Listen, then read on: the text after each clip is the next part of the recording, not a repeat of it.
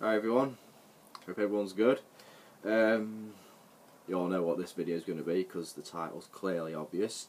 But before I get into that, I just want to, because I didn't think I'd be much of a decent person if I didn't do this, and I just want to express my sincere condolences to the relatives of the people that were murdered in Denver by that gunman at the Dark Knight Rises premiere. Just awful. I mean, you know, to go and watch a film in all innocence, which is what I went to do, you know, and never come back, it's just shocking. So yeah, my thoughts and prayers are with the families of those involved, and to those that are recovering from injury. But those that lost their lives, rest in peace, you know. Horrible. Alright, everyone knows what this video is. Like I say, it's I went to go and see it on Friday, of course. We didn't have a midnight showing over here. There was something about if we were to have a midnight showing, it'd be before midnight to everyone else in like America, so they didn't want the ending spoiling. I think the earliest we had it was 5 AM, but I thought, well, if I was to go to that, I'd be so tired, I'd be missing bits. So I thought I'd rather go and watch it where I've got my full attention. So we watched one at 1 in the afternoon. I had it booked a month ago when the tickets first came online, so yeah. But I went in costume, as you'll see. My hair's all gone.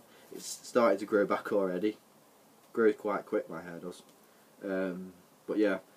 I took quite a few pictures. Those of you that want to see them, I can either put a video up with the pictures on, or I don't know, if you want to send me a friend request on Facebook or something, they're all on there. So let me know, whatever gets the more votes, whether to do a video to do it or Facebook requests, I'll just go with the flow.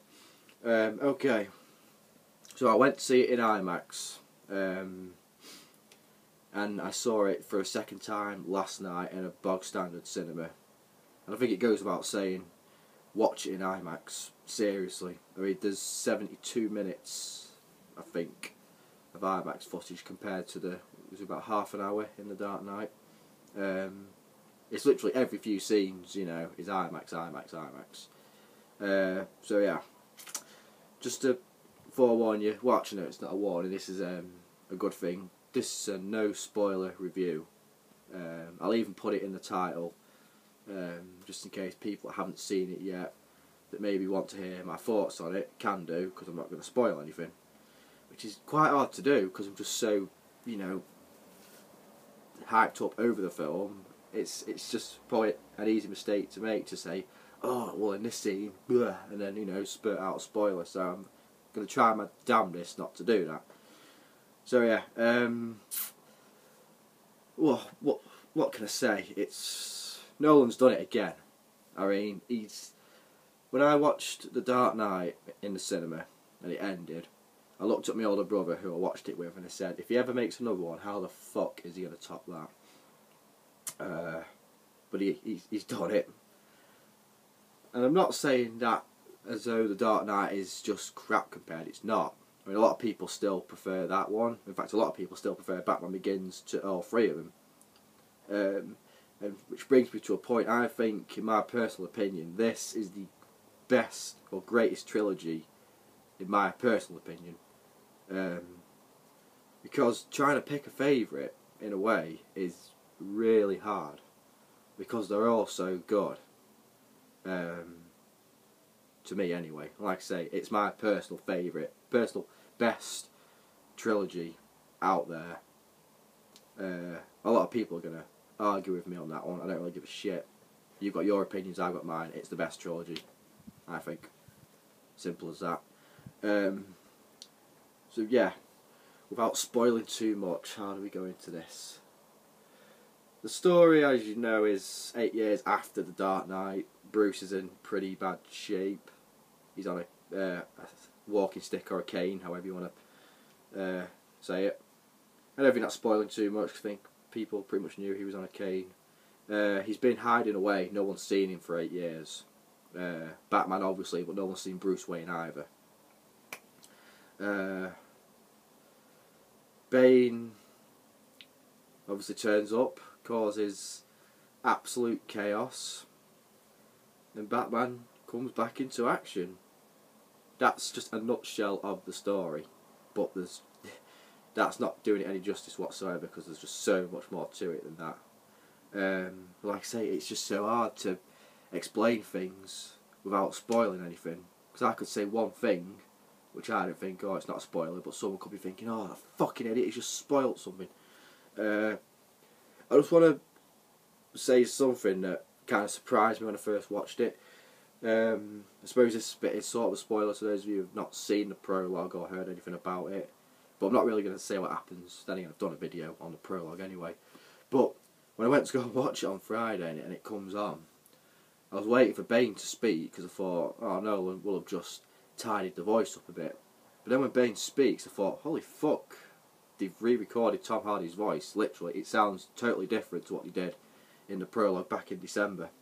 A lot clearer, you can hear everything he's saying, but like I say, it was just that shock of, that doesn't sound anything like the prologue from last year. But when I went to go and watch it last night for the second time, and I knew what was coming, I knew what to prepare myself for, it was fine. So those of you that didn't see the prologue last year will just go into the film and just watch it and think, oh yeah, great, I can understand him. But those of you that watched the prologue last year, like I did, will, when you go watch it, think, oh god, Nolan must have got Tom Hardy back in to re-voice that scene. Because like I say, it's so different. But like I say, most important thing is it sounds clearer. I mean, I was one of the few that understood what he was saying last year, apart from the expect what I was on the knuckles, brother. That was just because I was just so engaged with what was going on, and he said it so fast, I just missed it. But yeah, so much clearer. And I think I can safely say that Bane's voice throughout the film is fine, no issues whatsoever. But I have to say, when I watched it in IMAX, I was fine with it. When I watched it last night, the cinema that I went to is not a proper cinema. It's like just one we have in our local town.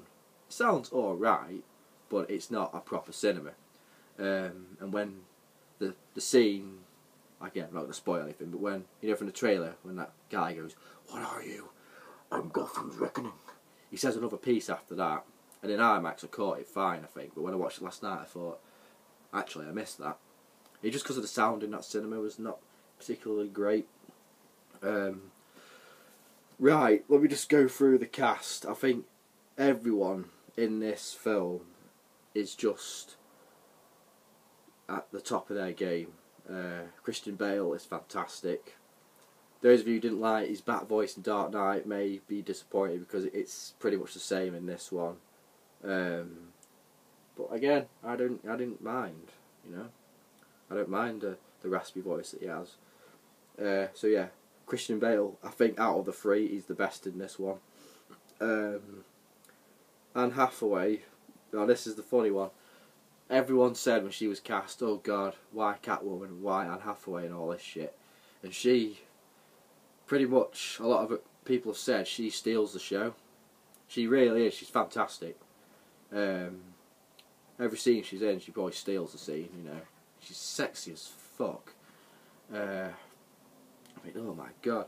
When you first see her in the Catwoman outfit, she's cracking a safe and the camera's behind her and she's kind of crouched down, and I just thought, god, I want to take you from behind so bad.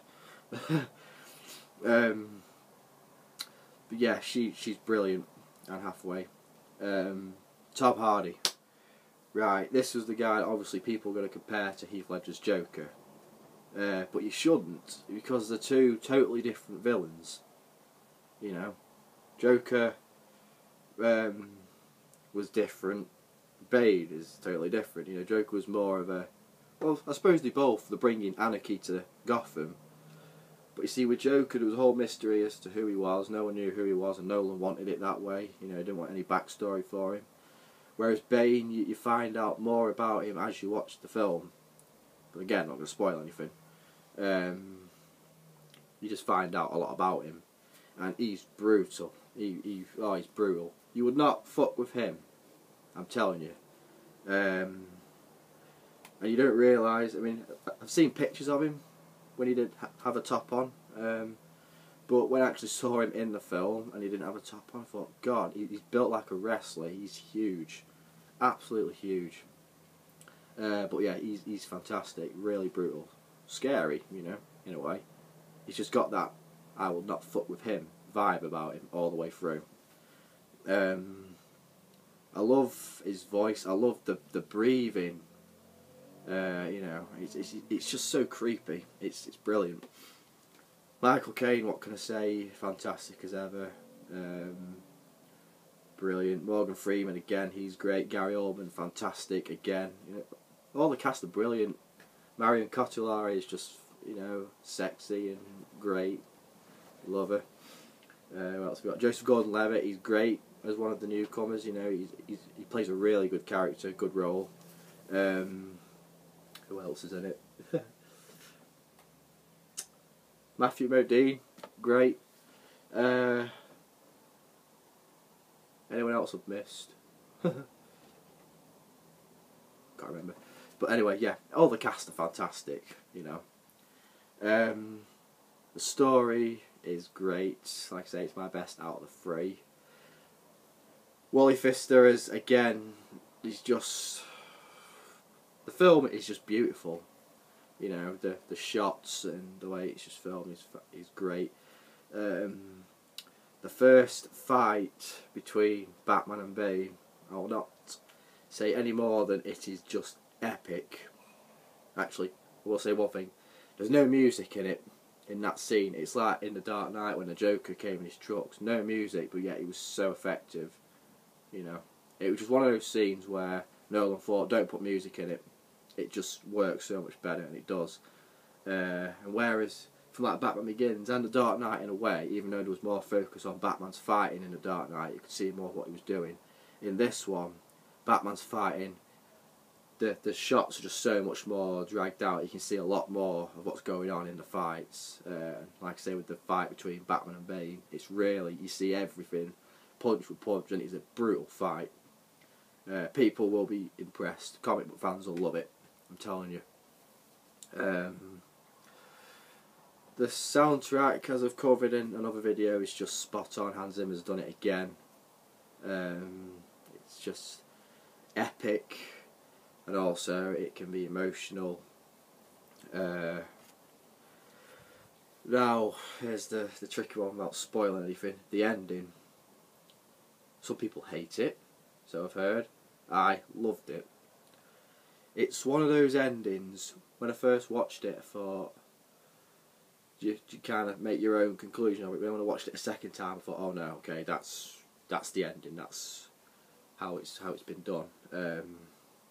But it's just, let me just tell you, if you don't get a lump in your throat during the ending, you're not human. And like I say, watching it a second time last night, I still had that lump in my throat, even though I knew what was coming, what was going to happen. I thought, God, this is just, it's so hard not to cry, because it's just the music and the actors in the ending. That's all I'm saying. And it just ends wonderfully,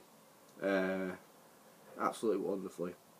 Typical Nolan to end it like that. You know, it's just fantastic, unreal. I don't know what else I'm going to say really, because if I say any more, it'll end up spoiling things, and that's not what I want to do. I just want to tell you all, it's my personal favourite of the three, the best trilogy, I think, and it's just one epic film.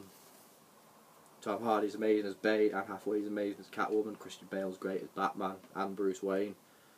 Go and watch it. You won't regret it. It's just, what else can I say? It's fucking awesome. Go and watch it, seriously. I'm going to go watch it again this week, because my older brother wants to see it. So, yeah. Alright everyone, take care.